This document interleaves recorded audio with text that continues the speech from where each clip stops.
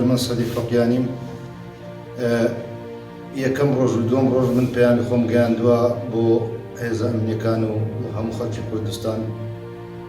و ئێستاش لێرە لەو کەناڵە کەنال 24 دووبارەی دەکەمەوە دەڵێم خۆشەویستان خۆتان بپارێزن ئازیزانم خۆتان بپارێزن لە ماڵەوە دەرمەچوون لە ماڵەوە بن بەڕاستی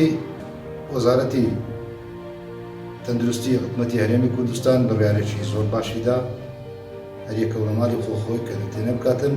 بۆ ئەوەی دووربین لە ئەو ڤایرۆسە چندەیە. ئازیزان سڵاوتان لێبێت من ڕۆژنامە نووس و ڕاگەیاندن کار زۆر سپاسی حکوومەتی هەرێمی کوردستانەکەم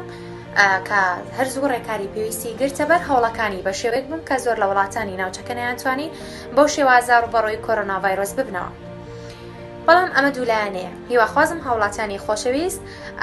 خۆپارێزیەکی تاو ئەنجام بدەن ڕێنمایەکانی وەزارەتی تەندروستی و وەزارەتی ناوخۆ لە بەرچاو بگرن بۆی هەمووان پێکەوە دەست لە ناودەست بەسەر کۆرۆنا ڤایرۆسدا سەر بکەین و شکست بەو دوژمنە نەبینراومان بهێنین ئەمەش بە خۆپارێزیە دوو بێگومان.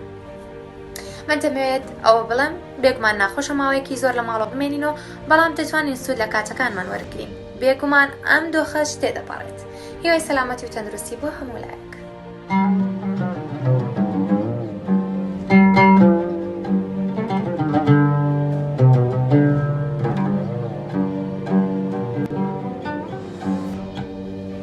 اسم زیگوان احسان میکنم جواجر دوگه داخواز ساخی سلامتی با همه ملت خود خوازم از هیوی دارم ام همین بگیر بین رنمان حکومت هریمان کردستانه داکو یانه مای پاراستی بیدم دوباره داخواز ساخی سلامتی با همت خوازم